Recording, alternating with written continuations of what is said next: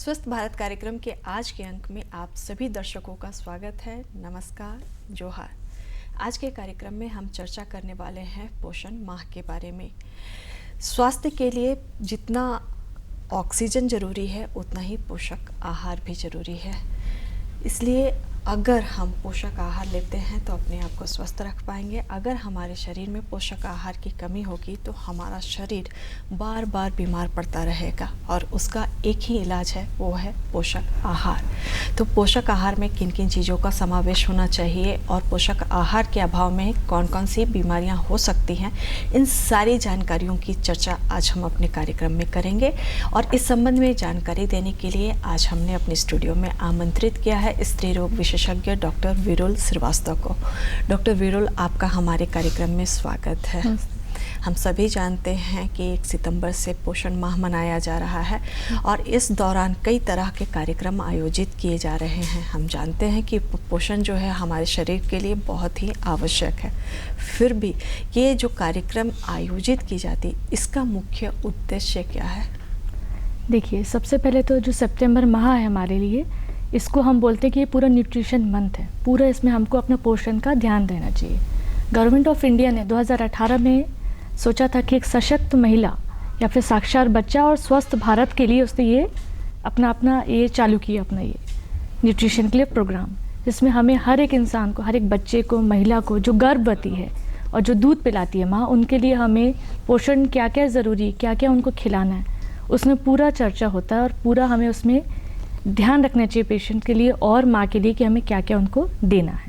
आपने कहा कि स्वस्थ माँ और स्वस्थ बच्चा के लिए पोषण आहार के प्रति जागरूकता के लिए कई तरह के कार्यक्रम आयोजित किए जाते हैं और ये चर्चा की जाती है कि हाँ, किस तरह का आवश्यक है, किस तरह का आहार जो है वो जच्चा और बच्चा दोनों के लिए आवश्यक है।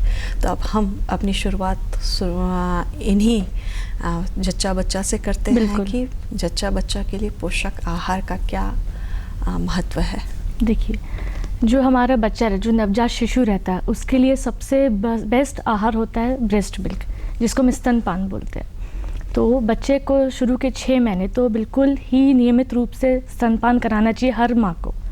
और वो स्तनपान अच्छा तभी होगा जब माँ स्वस्थ रहेगी और प्रॉपर तरीके से पोषण अपने लाइफ में रखेगी।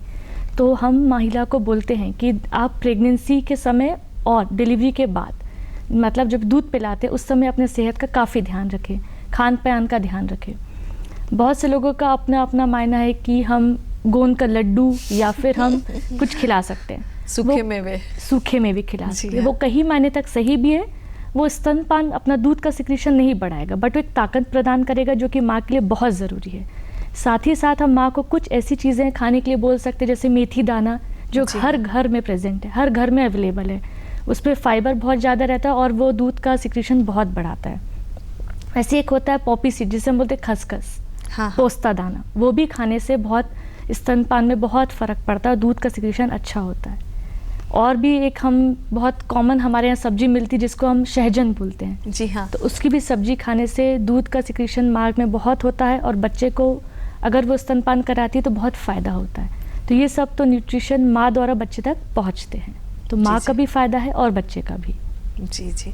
आपने कहा कि शिशु का प्रथम आहार जो होता है वो स्तनपान होता है, हम सभी जानते हैं। लेकिन कई बार ऐसा होता है कि महिलाएं जो हैं अपने बच्चे को दूध नहीं पिला पाती हैं। उसके कई कारण हो सकते हैं, उसके पीछे कई कारण हो सकते हैं।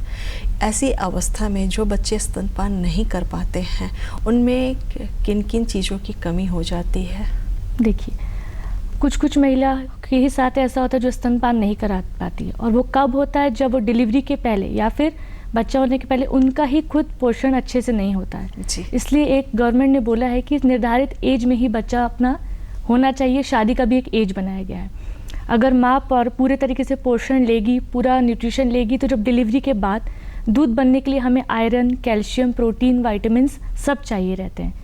तो वो अगर उनमें से किसी भी चीज़ की कमी रहती, जैसे शुगर की या एनीमिया की कमी रहती, खून की कमी होने के कारण वो स्तनपान नहीं करा पाती, ऐसे बच्चों को ज़्यादा से ज़्यादा बीमार होने के चांसेस रहते हैं। जी हाँ। तो उस समय बच्चों का, हम जब डिलीवरी हो जाता है, स्तनपान नहीं कराती हैं, तो आजकल मार्केट में दूसरे पदार्थ मिलते, जैसे डब्बा वाला दूध जिसे हम बोलते हैं। जी हाँ। तो वो हम पिलाएंगे आवश्यक है, बट उसके बाद जब वो बच्चा बड़ा होने लगेगा तब हम उसके खान पान में बहुत ध्यान रखेंगे। डेली की डाइट में हम उसको प्रोटीन, दाल चावल जो हमारे घर में जो हमें रोज़ बनता है वो देना बहुत ज़रूरी है। बहुत से बच्चे बोलते हैं कि हम घी नहीं खाते, घी का भी महत्व है, घी देना ज़रूरी है। दूध पिलाइए उनको, कैल्शियम स्टार्टिंग में तो नहीं पीता है बच्चा, बट आगे जाके वो गाय का दूध आराम से पी सकता है, तो वो पी के आगे बढ़ सकते हैं, उससे उनकी बीमारियां भी दूर रहेंगी। जी, अगर कोई बच्चा स्तनपान नहीं कर पा रहा है किसी वजह से, जैसा आपने कहा कि माँ कई कारणों से बच्चे को दूध नहीं पिला पा रही, तो अगर जो बच्चा स्तनपान नहीं कर पाता है तो उसमें क्या क्या बीमारियाँ देखी जाती हैं? देखिए, बहुत सारी, अगर स्तनपान नहीं हुआ है तो डेफिनेटली उसमें बहुत सारे विटामिन्स, मिनरल्स की डेफिशिएंसी होती है। जैसे एक सिंपल एग्जांपल देती हूँ, अगर विटामिन सी की डेफिशिएंसी होती है बॉडी में तो स्कर्वी करके डिसीज़ होती है, मतलब हमारे जो दांतों के बीच में जो मसूड़े हैं उससे खून आने लगता है, तो उस समय हमें उनको विटामिन सी, और विटामिन सी हमें मिलेगा जो हमारे घर के पदार्थ है जैसे नींबू। इसलिए हम बोलते हैं महिलाओं को या माताओं को कि दाल वगैरह आप बच्चों को दे तो उसमें नींबू के साथ दें, तो उसमें स्वाद भी बढ़ता है, साथ में विटामिन सी भी जाता है। आज के ज़माने में हम बच्चों को बाहर खेलने के लिए सजेशन नहीं देते कि घर में रहो या ट्यूशन पढ़ो, बट उससे उनको विटामिन डी नहीं मिलता है। विटामिन डी के लिए उनको बाहर खेलने जाने दें, उससे उनको रिकेट्स वगैरह जो आगे जाके उनकी बोन की, हड्डियों की जो बीमारियाँ थी वो सब नहीं होंगी। साथ में कैल्शियम, क्योंकि माँ के दूध में ये सब चीज़ें बहुत ज़्यादा मात्रा में पाई जाती है, नहीं होने के कारण बच्चों को ऑस्टियोमलेशिया इस तरीके की दिक्कतें होती जो कि कैल्शियम की डेफिशिएंसी से होती, और भी विटामिन की डेफिशिएंसी होती जो कि हम आगे जाके ठीक कर सकते हैं। कॉमन आजकल एक नियसिन या फिर आँख की कमज़ोरी, आँख से दिखता नहीं बच्चों को, हम छोटे छोटे बच्चे आते हैं जो बोलते हैं कि हमें दिख नहीं रहा, तो विटामिन ए की डेफिशिएंसी है। इसके लिए सबसे बढ़िया है कि जो लाल रंग के जो फल होते हैं वो उनका सेवन करें, उसमें सबसे ज़्यादा विटामिन ए रहता है, जैसे सेब हो गया, इन सब के फल से उनको ज़्यादा विटामिन ए मिलेगा। जी, पक्का पपीता बिल्कुल, है, बिल्कुल, चाहे आप कद्दू ले सकते हैं, पीला कद्दू जो आता है, चौलाई की साग है, चुकंदर, आयरन खा सकते हैं, पालक। जी हाँ, इन सारे चीज़ों का सेवन अगर आप करते हैं तो ये विटामिन बी ए की मिलेगा हमको, जो है वो कमी दूर हो सकती है। इसके अलावा विटामिन ए की सप्लीमेंट्स भी तो दिए जाते हैं ना? जी बिल्कुल दिए जाते हैं, और आजकल तो प्रेगनेंसी के पहले ही महिलाओं को IFA, आयरन फोलिक एसिड का सप्लीमेंट दिया जाता है, जो कि आंगनबाड़ी वगैरह में इजीली अवेलेबल रहता है, तो हमको वो नियमित रूप से सेवन करना चाहिए। यंग बच्चियां जो आजकल जो बिल्कुल यंग लड़कियां हैं उनको भी मासिक धर्म आने के समय, क्योंकि खून का प्रसाव ज़्यादा रहता है, जी हाँ, अगर वो खुद ही अपना पहले से आयरन या फिर नहीं सेवन करेंगे अच्छे से तो उनको मासिक धर्म अच्छे से नहीं होगा, वो बहुत कमज़ोर होंगी। तो जिन महिलाओं का, जिन लड़कियों का नया मासिक धर्म होता है उनको हम सजेस्ट करते हैं, उनको एडवाइस करते हैं कि पालक साग वगैरह या आयरन टैबलेट आप डाइट में खाते रहें, घी का पदार्थ का बहुत सेवन करें, ये सब चीज़ें होना ज़रूरी है। जी जी, आप बात कर रही हैं किशोरियों की। जी, किशोरियों में देखा जा रहा है वर्तमान समय में या तो वो बहुत मोटी होती हैं जी, या तो बहुत दुबली होती हैं, जी, तो कैसे हम माने कि वो कुपोषित है? देखिए, हर एक महिला का एक बॉडी टेंडेंसी होता है कि वो अपना एक निर्धारित वजन लेके आती हैं, बट कुपोषण और ज़्यादा वजन हमें दिखता है, इसलिए एक निर्धारित वेट हमने बताया गया। तो हम जब नई लड़कियां जो होती है, बड़ी होती हैं, जब उनका, जिसमें प्यूबर्टी बोला जाता है, जब उनका मासिक धर्म आता है, उस समय उनको हाई प्रोटीन डाइट दीजिए आप, जिसमें जब हमारे डेली खाद्य पदार्थ में मूंगफली में या शेंगदाने जिसको बोला जाता है, जी जी, गुड़, आयरन खिलाइए उसमें। अगर उसका सेवन वो नियमित रूप से करेंगी, हम अवॉइड करते हैं कि पेशेंट बाहर का खाना ना खाए, जैसे पिज़्ज़ा, ये जो मिलते हैं बाहर के खाद्य पदार्थ, वो नहीं खाना है, कोल्ड ड्रिंक नहीं पीना है। इससे कोल्ड ड्रिंक, पिज़्ज़ा वगैरह खाने से इनका मोटापा बढ़ता है, और यही जाके आगे जो हार्मोनल इम्बैलेंस करता है और डिसीज़ डेवलप हो जाता है, PCOD, जो कि बहुत कॉमन है यंग लड़कियों में, और ये आगे जाके फिर बच्चा होने में तकलीफ देता है।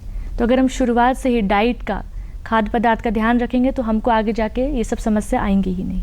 जी, आपने कहा असंतुलित भोज्य पदार्थ ग्रहण करने से कई तरह की समस्याएं हो सकती है, जिसमें PCOD है, और अगर हम अपने राज्य और अपने देश के परिप्रेक्ष्य में बात करें तो सबसे ज़्यादा देखा जाता है यहाँ पे आयरन की कमी। बिल्कुल, आयरन की कमी इतना ज़्यादा होता है कि जो ग्रामीण क्षेत्र की महिलाएं हैं उनको तो छोड़ दे, शहरी क्षेत्र की जो महिलाएं हैं उनमें भी बहुत ज़्यादा देखा जाता है, और हीमोग्लोबिन की मात्रा तो कभी कभी 4-5 तक आ जाती है। तो अगर हमारी हीमोग्लोबिन कम है और आयरन की कमी है तो कौन कौन सी स्वास्थ्य समस्याएं हो सकती हैं? ठीक है, अगर मैं पहले बात करूँ तो जो प्रेग्नेंट महिला रहती है जी तो अगर उनका प्रेगनेंसी के समय हीमोग्लोबिन कम है तो अनीमिया कहते हैं। और पहला तो बच्चे की ग्रोथ में उसमें फ़र्क पड़ता है कि जो बच्चा पनप रहा है माँ के अंदर वो जी। अच्छे से नहीं ग्रोथ होगा। दूसरा, बच्चे के अर्थ सराउंडिंग में लाइकर रहता है, जिसको हम बच्चा बोलते हैं कि बच्चादानी की थैली में पानी भरा रहता है, तो वो भी कम होगा, जिसके कारण बच्चे का ग्रोथ नहीं होता है। तो इस समय हम पेशेंट को बोलते हैं कि आप आयरन टैबलेट लीजिए। नहीं ले पाते हैं तो हमको फिर, अगर वो 5 से कम है, 7 से कम है, तो फिर हमको ब्लड चढ़ाना पड़ता है। और ड्यूरिंग डिलीवरी, जब हमारे पास डिलीवरी का समय आता है, तब उस समय महिला को बच्चा होने के बाद बहुत ज़्यादा ब्लीडिंग चालू हो जाती है, जिसको हम बोलते हैं पोस्टपार्टम हेमरेज। मतलब जी बहुत जगह आपने सुना होगा कि डिलीवरी के बाद जन्म देते हुए बच्चे को जी ख़त्म हाँ, हो गई। महिला तो की मौत हो ये गई। अगर वो शुरू से अपना ब्लड प्रेशर और हीमोग्लोबिन नियमित रूप से जांच करेंगे तो दिक्कत नहीं होती है, कॉम्प्लिकेशन नहीं मिलते हमको। जी जी, ये बात हुई गर्भावस्था की। अगर जी। किशोरावस्था से जो लड़कियां गुजर रही हैं और उनमें आयरन की कमी है, तो उनमें कौन कौन से लक्षण नज़र आएंगे? पहले तो हम जब उनको सबसे पहले देखेंगे किसी महिला को, तो हम उनको देख के बता सकते हैं, या फिर लड़कियों किशोरियों को उनकी बात कर रहे हैं, तो उनके स्किन के कलर, उनके स्किन के टेक्सचर या फिर बाल से भी हम पता लगा सकते हैं कि वो कुपोषित तो नहीं है। बाल जनरली हमारा बिल्कुल चमकीला और स्वस्थ दिखना चाहिए। अगर रूखा रूखा बहुत बाल दिख रहा है तो ये कुपोषण का निशानी है। हमारा जो स्किन का, हाथ की जो चमड़ी रहती है, अगर दरदरी दिख रही है, बहुत सफ़ेद दिख रही है, तो ये भी कुपोषण की निशानी है। तो इस समय हम उनको प्रोटीन का बहुत हमको सप्लीमेंट के लिए एडवाइस करना है। जैसे मैंने बताया कि जो मूंगफली होती है, हाई प्रोटीन रहता है उसमें, तो जी, वो जी। सबसे पहले वो खाएंगे। साथ में गुड़ के साथ भी उसको सेवन कर सकते हैं। तो ये सब एनीमिया, प्रोटीन सब उनको बिल्कुल बराबरी से उनको लेना चाहिए। जी जी। और अगर हम चना, जो लाल चना जो बिल्कुल। आसानी से उपलब्ध है, घर कम में जो दाम हमारे पे रहता है। उपलब्ध है, जी। उसको रात को फुला दें और सुबह अगर खा बिल्कुल, लें, उससे बिल्कुल, भी है वो भी जो अच्छा है आयरन की कमी जो है वो पूरी हो सकती बिल्कुल। है। पालक की साग तो हमारे पास आसानी से बिल्कुल। उपलब्ध है, उसको भी ले मतलब सकते हर हैं। चीज़ के लिए हमें टैबलेट की ज़रूरत नहीं है। पहले जी। हम खाद्य पदार्थ जो घर में जो साग सब्जी जो रहता है, उनसे हम अपना संतुलित आहार ले सकते हैं। जी। अब बढ़ती उम्र की महिलाओं के बारे में बात कर ले कि बढ़ती उम्र की महिलाओं के बीच में धीरे धीरे होता है, अरे हमारा तो सारा काम ख़त्म हो गया, जी। सारी रिस्पॉन्सिबिलिटीज़ जो है वो ख़त्म हो गई, अब हमें ये कि दूध दही मलाई खाने की क्या आवश्यकता बिल्कुल। है। तो ऐसे में क्या अगर शरीर में किसी भी पोषक तत्व की कमी हो जाए तो उसका भी दुष्प्रभाव उनके शरीर पर पड़ता है? बिल्कुल। हमारे महिला के पास हम लोग मासिक धर्म आता है। जी जब महिला बुढ़ापे की तरफ बढ़ती है तो मासिक धर्म खत्म हो जाता है, जिससे हम बोलते हैं मेनोपॉज आ गया। जी। ये शब्द सब समझते हैं। तो इस समय जब मेनोपॉज आता है, हार्मोन्स की बॉडी में कमी होती है और कैल्शियम की भी कमी होती है। हमें कैल्शियम को समझना बहुत ज़रूरी है। इसलिए हम महिलाओं को बोलते हैं कि जब आपका मेनोपॉजल मासिक धर्म आना बंद हो जाए, उस समय आपको आपकी कैल्शियम का डाइट का बहुत ध्यान रखना है। तब आपको दूध डेली नियमित रूप से लेना है, दही नियमित रूप से खाना है, जिससे आपका कैल्शियम, नहीं तो आगे जाके हड्डियां कमज़ोर होने की शिकायत हमें मिलती हैं। तो ये हार्मोन कमी और कैल्शियम कमी दोनों के कारण होता है। जी। अगर विटामिन डी की बात करें तो विटामिन डी हमारे लिए क्यों आवश्यक है? विटामिन डी बहुत ज़रूरत है, क्योंकि ये आगे जाके हमारा बाकी जो हार्मोन्स है बॉडी में, उसके एब्जॉर्प्शन में भी हेल्प करता है। अगर हम आयरन टैबलेट ले रहे हैं, कैल्शियम ले रहे हैं, अगर हम विटामिन डी, विटामिन सी भी नहीं लेंगे साथ में, तो हमारा वो एब्जॉर्प्शन नहीं होगा। मतलब इसको हम ऐसे समझ सकते हैं कि अगर हम दाल खा रहे हैं तो हमें चावल चाहिए। जी तो इसी तरीके से अगर हम विटामिन डी है, तब आयरन, कैल्शियम, विटामिन सी सबका एब्जॉर्प्शन बॉडी में होता है और हमारा हेल्दी एक बॉडी रहता है, जिससे हम बीमारी मुक्त रहते हैं। जी जी।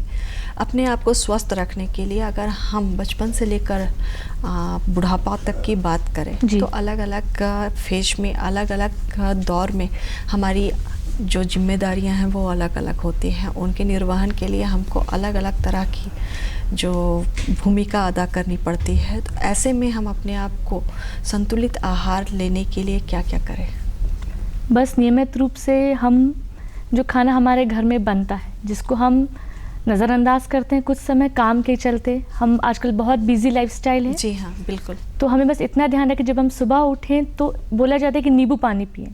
तो नींबू पानी पीने के फ़ायदे हैं कि विटामिन सी हमारी बॉडी में चालू होगा, जिससे हमारे बॉडी के पूरे अच्छे हेल्दी वाइटामिन जो है सब एक्टिवेट हो जाते हैं। तो हमें विटामिन सी या तो नींबू पानी लेना ज़रूरी है सुबह। उसके बाद हमको नियमित रूप में हमें टाइम टू टाइम नाश्ता, खाना, शाम का नाश्ता और रात का खाना करना चाहिए, जिसमें हमें प्रॉपर 1 कटोरी दाल, 1 कटोरी सब्जी, 2 रोटी और थोड़ा चावल। चावल की मात्रा कम से कम होनी चाहिए जी। क्योंकि हमें कार्बोहाइड्रेट इतने ही चाहिए जितना हमें लेना है, जितना उसको ज़्यादा लेंगे तो वो भी दिक्कत है। जी। तो हमें संतुलित आहार, साथ में दही का लेना भी आवश्यक है, और साग सब्जी जैसे फल हो गया मॉर्निंग टाइम में, वो भी लेना बहुत आवश्यक है। एप्पल नियमित रूप से लें। नियमित रूप से, बिल्कुल। ऐसा भी कहा जाता है कि जो लोग सेब का सेवन नहीं कर पा रहे हैं, वो अगर अमरूद का भी सेवन कर ले जी, तो वो जो है वो बराबर हो जाता है। बिल्कुल, जी, जी। बिल्कुल, बिल्कुल। इसके अलावा हम जानना चाहेंगे कि कई लड़कियां जो हैं हमारे यहाँ, तो उनमें ऐसा देखा जाता है कि मासिक धर्म के दौरान बहुत ज़्यादा ही फ्लो जाता है, उनका पीरियड जाते हैं। जी, प्रवाह होता है, और कुछ में देखा जाता है कि बहुत कम ही होता है फ्लो, बहुत कम फ्लो आता है। तो इसका क्या हमारे पोषण से संबंध है? जी, कुछ हद तक इसका बिल्कुल रिलेशन है, संबंध है, क्योंकि महिलाओं अगर प्रॉपर तरीके से डाइट ले रही हैं तो उनका मासिक धर्म नियमित रूप से आएगा। जी। हर महिला का 28 दिन से 30 दिन के बीच में महीना आता है, 4 से 5 दिन रहता है। बट जिसका पोषण प्रॉपर तरीके से बॉडी में न्यूट्रिशन नहीं है, पोषण आधार उन्हें आहार नहीं लिया हुआ है, तो उनको मासिक धर्म भी उतने अच्छे से खुल के नहीं आएगा। उसके लिए महिला को पानी भी पीना बहुत ज़रूरी है। पानी को भी हम नज़रअंदाज नहीं कर सकते हैं। साथ में हम उनको एडवाइस करते हैं कि आप शुरू से ही एक नियम, अपना रूटीन सेट करें कि आप इतने बजे उठ के ये खाएंगे, पानी पिएंगे, दूध लेंगे, तभी जाके अपना पोषण आहार बॉडी में जाएगा और हम स्वस्थ रहेंगे। जी जी। तो इसके लिए ज़रूरी है कि खान पान के साथ साथ मतलब पानी का भी जो है वो सेवन भी करना चाहिए। कई बार देखा जाता है कि बहुत मात्रा में हम खाना खा लिया और फिर नहीं, पानी पीने की जगह नहीं है, पानी नहीं पीते हैं। अगर हम पोषक आहार की बात कर रहे हैं तो पोषक पेय का भी स्थान होना ही चाहिए। यहाँ पर हम जानना चाहेंगे कि चाय कॉफ़ी हमारे लिए कितना आवश्यक है? चाय कॉफ़ी बहुत आवश्यक नहीं है, सिर्फ उससे हमको एनर्जी प्रदान होता है। हमको उसको सिर्फ मॉर्निंग के लिए रखना चाहिए। और आजकल तो बहुत सारे पदार्थ चाय के फॉर्म में भी आ चुके हैं कि हम ग्रीन टी पीते हैं या फिर हम चाय, कुछ लोगों को आदत रहती है क्योंकि जो आजकल काम का प्रेशर है, बच्चों को पढ़ाई का प्रेशर है, महिलाओं को घर के काम का प्रेशर है, तो 5 से 6 कप हो जाता है, जो कि अनहेल्दी है बेटे, बिल्कुल नहीं होना चाहिए। अगर आपको चाय का सेवन ही करना है तो मॉर्निंग में ले, वो भी बिस्किट के साथ, खाली पेट ना ले चाय कभी। अगर हम चाय खाली पेट लेते हैं वो भी आगे जाके हमको डायबिटीज़ डेवलप कराता है। तो चाय को हमेशा 2 बिस्किट के साथ लें। 1 कप मॉर्निंग दिन का आदत लगाए, उससे ज़्यादा ना लें, वो सेहत के लिए ठीक नहीं है। जी। अब कुछ बीमारियों के बारे में बात कर ले। जो लोग हृदय रोगी हैं उनको किस तरह के पोषक आहार का पालन करना चाहिए? हार्ट डिसीज़ जिनको रहता है, जिनको दिल का बीमारी रहता है, वो थोड़ा सा लेस कोलेस्ट्रॉल डाइट लें या फिर तेल वगैरह अपने डाइट में कम लें। नमक का भी, जो मैं डाइट की बात कर रही हूँ, नमक को भी कम सेवन करें, बिल्कुल हल्का खाना खाए। थोड़ा सा स्वास्थ्य के लिए अपना घर के बाहर वॉक वगैरह के लिए भी जाएं, और जो नियमित रूप से जो आपको दवाइयाँ वगैरह मिली है आपके अस्पताल से, जो हृदय रोग विशेषज्ञ है, उसको पालन करें। बाकी सारा जी। अगर मधुमेह के मरीज़ के बारे में बात करें तो मधुमेह के लिए भी यही है कि उनको बोला जाता है कि आपको शुगर अवॉइड करना है। जी हाँ, बहुत सही बोला जाता है, बट पेशेंट फॉलो नहीं करते। उनका ये मानना है कि अगर हम डायबिटीज़ की दवाई ले रहे हैं तो हम ठीक है, हम शुगर खा सकते नहीं। आपकी दवाई खाने से आपका शुगर लेवल बॉडी में मेंटेन होता है, बट जब आप अलग से शक्कर खाएंगे तो वो उतना लेवल वापस बराबर आएगा, तो बहुत फ़र्क नहीं हो पाता है। इसलिए आपको शुगर में बहुत नियंत्रण करना है। आजकल मार्केट में शुगर फ्री या फिर बहुत तरीके के पदार्थ है जो कि आप खा सकते हैं। साथ में आप उसमें भी फ्रूट्स का सेवन करें। आजकल एप्पल का बहुत महत्व है डायबिटीज़ के पेशेंट में। आलमंड्स का, जो हम जिसको चिनिया बादाम बोलते हैं, उसको भी आप खाइए, तो उसमें भी बोला जाता है कि डायबिटीज़ के पेशेंट को बेनिफिट मिलता है। जी जी। यहाँ पे हम जानना चाहेंगे कि कई बार होता है, स्तनपान पर फिर से आना चाहेंगे कि 6 महीने के बाद कहा जाता है कि स्तनपान के साथ साथ ऊपरी आहार भी देना चाहिए। बिल्कुल। तो ऊपरी आहार जब हम शुरू कर रहे हैं तो शुरुआती दौर में बच्चों के विकास का ध्यान रखते हुए कैसे शुरुआत करनी चाहिए? देखिए, स्टार्टिंग में जब हम पहले बच्चे स्तनपान रहता है उसको, क्योंकि पतला दूध जैसे पीने की आदत रहती है, तो हम जब शुरुआत करेंगे 6 महीने के बाद, तो हम पतला दाल से ही चालू करेंगे, जो कि हाई प्रोटीन हो गया। दाल को आप सिर्फ हल्दी और नमक के साथ उबालें, उसका पतला पानी बच्चों को सेवन कराएं, हाई प्रोटीन जाएगा। दाल चावल आप साथ पका के उसको दे सकते हैं, जिसमें आप कार्बोहाइड्रेट भी जाएगा, बट वो पूरा मैश करके देना है, उसको पूरा गला के देना है बच्चे को। क्योंकि अगर हम उसको सिर्फ जैसा हम दाल चावल खाते हैं अगर हम वो उसको देंगे तो वो पचा नहीं पाते हैं। इसके लिए उनको दाल चावल पका के पूरा दबा के अच्छे से चम्मच से खिलाएं। और साथ में एप्पल, बनाना, सेब और बनाना का भी महत्व है। बोला जाता है कि बच्चों को बनाने से ग्रोथ अच्छा होता है, तो वो 12 बजे पहले, दोपहर के पहले आप उसको खिलाएंगे बच्चों को, तो उसका भी बेनिफिट माना गया है। जी, क्योंकि ढलते मतलब शाम को नहीं देते। हाँ, सेकेंड हाफ में खिलाने से हो सकता है कि बच्चों को सर्दी लग जाए या कुछ और। जी हाँ, तो जब भी हम स्तनपान से आहार की तरफ जाए, बच्चों के आहार की तरफ जाए, तो पतले पतले या हल्के आहार से शुरू करें, फिर धीरे धीरे खिचड़ी, फिर धीरे उसके बाद दूध रोटी, इस पे बढ़ सकते हैं। अब हम बढ़ते उम्र की महिलाओं के बारे में बात कर ले कि महिलाएं तो अभी अभी हमने आहार के बारे में बात की कि उनके आहार में कैल्शियम की आवश्यकता जो है वो ज़्यादा पड़ती है। यहाँ पे एक और चीज़ देखा जाता है कि महिलाएं जो हैं, जैसे जैसे उम्र बढ़ने लगता है वैसे वैसे उनके शरीर में दर्द जो है, कमर का दर्द जो है, घुटनों का दर्द जो है, एड़ी का दर्द, वो बढ़ने लगता है। तो उसका कारण क्या हो सकता है और उसका इलाज क्या हो सकता है? जैसे कि बेबी ने आपसे बात किया था कि बॉडी में हार्मोन की कमी होने लगता है। ईस्ट्रोजन हार्मोन कम होता है हमारे बॉडी में जैसे जैसे मेनोपॉज की तरफ हम बढ़ते हैं। तो उस समय बहुत कॉमन है कि महिलाओं को बाजुओं में दर्द या घुटनों में दर्द के संकेत बहुत होते हैं। साथ में जैसे मैंने आपको अभी पहले चर्चा किया था कि कैल्शियम भी कमी होता है। तो ये दोनों चीज़ें जब साथ मिलती है तो पेशेंट को या फिर महिलाओं को ये सब सिम्टम अपने को मिलने लगते हैं। उस समय हम उनको यही सलाह देते हैं कि आप कैल्शियम का नियमित रूप से टैबलेट के फॉर्म में, कुछ महिलाएं होती हैं जिनको दूध नहीं पीने की आदत होती है, जी। तब वो दवाइयाँ खाना सेवन चालू करेंगे। और साथ में हल्का हल्का वो वॉक कर सकते हैं।